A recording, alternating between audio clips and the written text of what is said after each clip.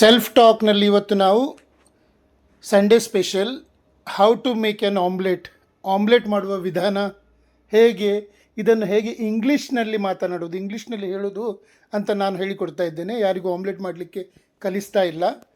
ನಾನು ನಿನ್ನೆ ಸಹ ಹೇಳಿದ್ದೇನೆ, ಇದನ್ನು ನನ್ನ ಸ್ಟೂಡೆಂಟ್ಸ್ ಹೆಚ್ಚಾಗಿ ಗೃಹಿಣಿಯರು ಸ್ಪೀಕಿಂಗ್ ಪ್ರಾಕ್ಟೀಸ್ನಲ್ಲಿ ನನಗೆ ಕನ್ನಡದಲ್ಲಿ ವಾಕ್ಯ ಹೇಳಿ ಅದನ್ನು ಇಂಗ್ಲೀಷ್ನಲ್ಲಿ ಹೇಗೆ ಹೇಳೋದು ಅಂತ ಕೇಳಿದಾಗ ನಾನು ಅವರಿಗೆ ಹೇಳಿದ ವಿಧಾನ ಮತ್ತು ಅವರು ನನಗೆ ಹೇಳಿದ್ದನ್ನು ನಾನು ಬರೆದು ಇದು ವಾಕ್ಯಗಳನ್ನಾಗಿ ಮಾಡಿದ್ದೇನೆ.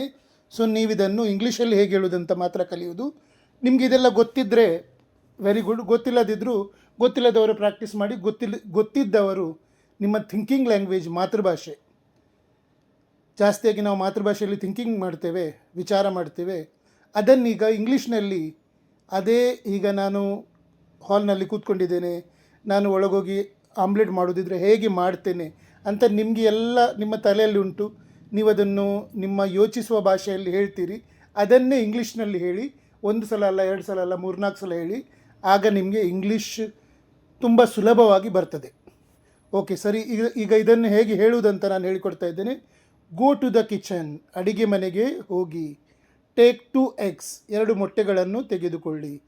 Crack the eggs into a bowl, ಮೊಟ್ಟೆಗಳನ್ನು ಒಂದು ಬೌಲಿಗೆ ಒಡೆದು ಹಾಕಿ. ಮೊಟ್ಟೆ ಒಡೆಯೋದಕ್ಕೆ ಕ್ರ್ಯಾಕ್ ದ ಎಗ್ಸ್ ಅಂತಾರೆ. Add a pinch of salt, 1 ಚಿಟಿಕೆ ಉಪ್ಪು ಹಾಕಿ. Add finely chopped onions and green chillies, ಸಣ್ಣಗೆ ಹೆಚ್ಚಿದ ಈರುಳ್ಳಿ ಮತ್ತು ಹಸಿಮೆಣಸಿನಕಾಯಿಯನ್ನು ಸೇರಿಸಿ. ವಿಸ್ಕ್ ದ ಎಗ್ಸ್ ವೆಲ್, ಮೊಟ್ಟೆಯನ್ನು ಚೆನ್ನಾಗಿ ಕಲಕಿ ಬೀಟ್ ಮಾಡಿ. ಅದು ನಾವು ತಿರುಗಿಸ್ತೇವೆ, ಅದಕ್ಕೆ ವಿಸ್ಕ್ ಅಂತಾರೆ, ಮೊಟ್ಟೆ ತಿರುಗಿಸುವುದಕ್ಕೆ. Place a pan on the stove and heat it, ಒಲೆ ಮೇಲೆ ಪ್ಯಾನ್ ಇಟ್ಟು ಕಾಯಿಸಿ. Pour a little oil and add butter, ಸ್ವಲ್ಪ ಎಣ್ಣೆ ಅಥವಾ ಬೆಣ್ಣೆ ಹಾಕಿ. Pour the egg mixture into the pan, ಮೊಟ್ಟೆಯ ಮಿಶ್ರಣವನ್ನು ಪ್ಯಾನ್ಗೆ ಸುರಿಯಿರಿ. ಸುರಿಯುವುದಕ್ಕೆ ಪೋರ್ ಅಂತಾರೆ. Cook both sides until golden brown, 2 ಬದಿಗಳನ್ನು ಹೊಂಬಣ್ಣ ಬರುವವರೆಗೆ ಬೇಯಿಸಿ.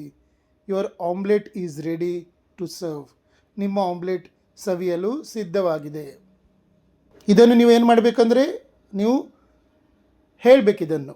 ಗೊತ್ತಿಲ್ಲದವರು ಬಾಯ್ಪಾಠ ಮಾಡಿ ಹೇಳಿ, ಗೊತ್ತಿದ್ದವರು ಸುಮ್ಮನೆ ಇದನ್ನು ನಿಮ್ಮ ಮನಸ್ಸಿನಲ್ಲಿ 3-4 ಸಲ ಇಂಗ್ಲೀಷಲ್ಲಿ ಹೇಳ್ತಾ ಹೋಗಿ. ಸೊ ಆಗ ಏನಾಗ್ತದೆ ಅಂದರೆ ನಿಮಗೆ ಇಂಗ್ಲೀಷ್ ಸುಲಭವಾಗಿ ಬರ್ತದೆ.